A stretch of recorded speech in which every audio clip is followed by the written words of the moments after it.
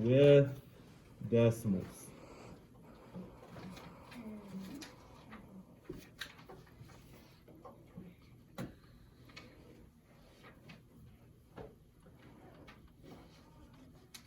Alright, your math should be back in. Check your math, make sure it's back up. Now, if you'll remember, a couple weeks ago, we started dividing with those big numbers on the outside, and we started by estimating. Someone raise your hand and tell me, out of the two numbers in a division problem, which number do we estimate first? If I remember from a couple weeks ago, Ethan? The divisor. The divisor, the outside number, the second number. Very good. So I want you to write down number 1. We are going to round the second number first. So we're always going to start with the second number. If you start with the first number, it's going to make it a little bit harder. If we start with the second number, then it's easier to pick out what that other number is going to become.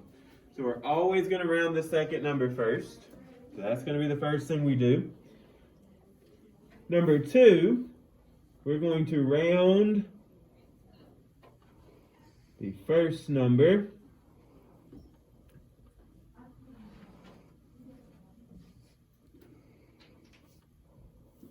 But I want you to put that we're going to round the first number to something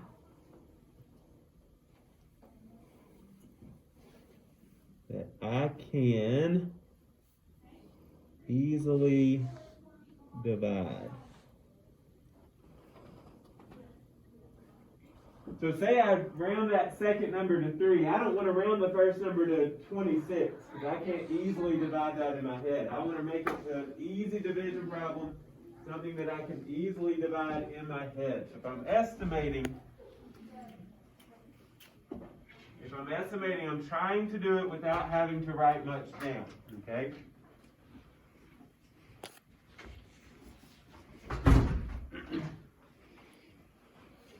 And then the last thing I want you to write down, number 3, is we're going to divide. So I want you to put pay attention to the decimal.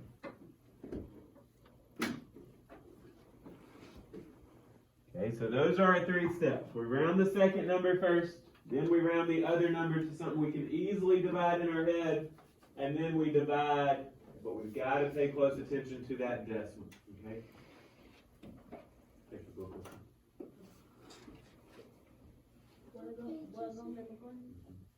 Page 291. So number 2, when you say round the first number to something you can easily divide, like say the number was 25, could you do it to 30 or 20? Yes, it's right there in the middle. Now usually I choose to round up, but it would be fine if you do the opposite. Okay? So let's take those 3 steps and let's apply it to question A on this page. Okay? So someone raise your hand and tell me, out of those 2 numbers in the equation, which one am I going to round first? Marlene? The 82. So Adrian, 82 is closest to being what? 80. So I want you to write that down right underneath it. 82 is closest to being 80. Okay? Now I want you to put a box around just the first 2 numbers.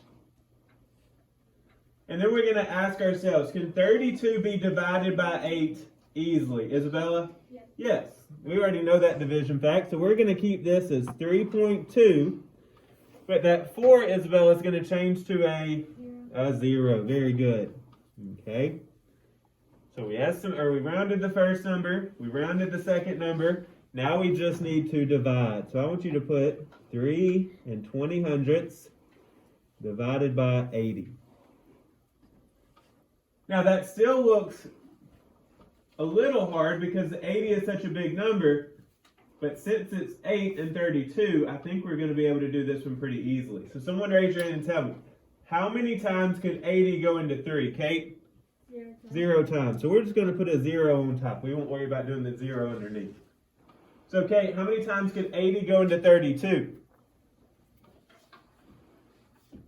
3 times. 80 into 32? 4 times. Think about it. Wait, no.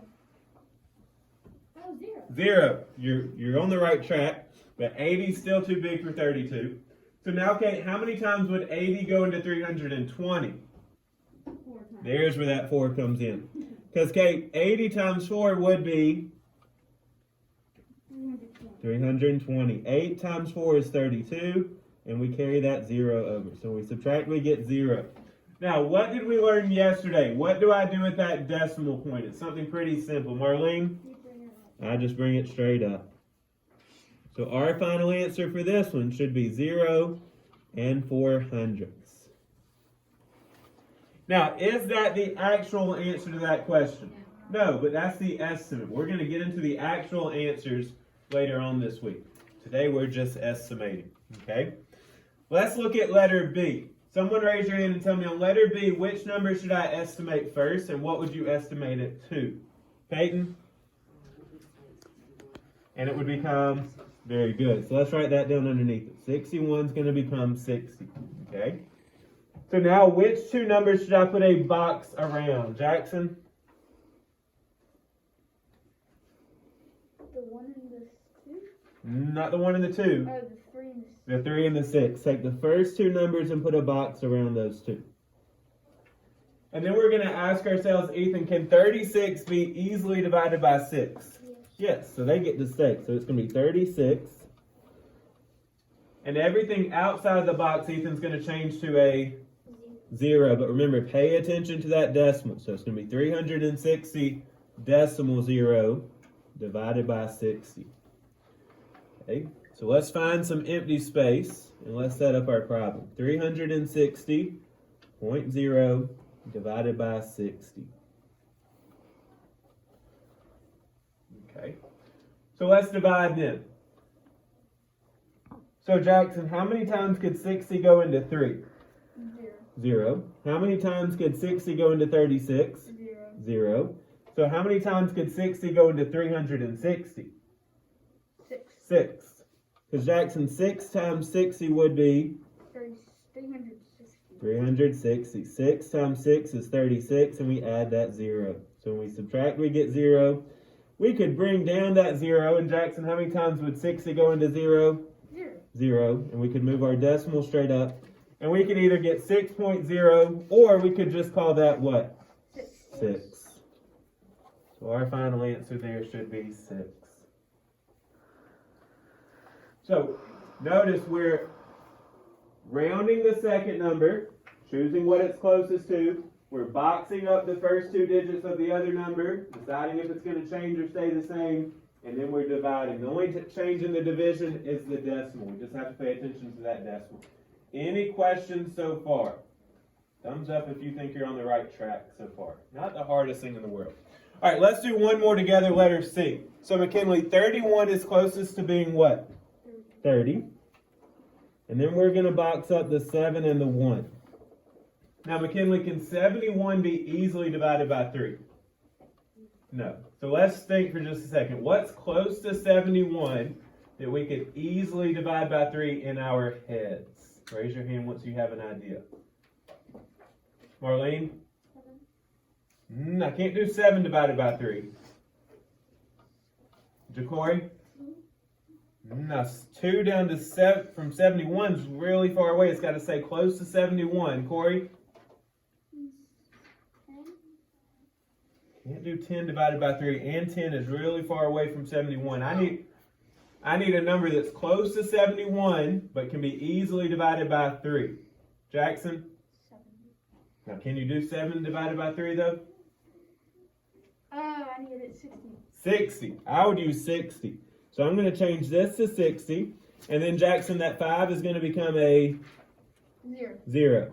Remember that decimal was between the 7 and the 1, so it's going to be between the 6 and the 0. It stays in the same place.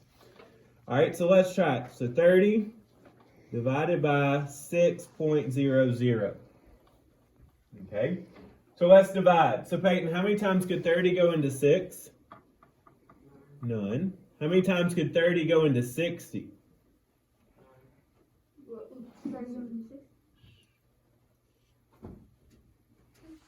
2, very good. Because Peyton, 30 times 2 would be 60. So we subtract, we get 0, and we can bring down the 0.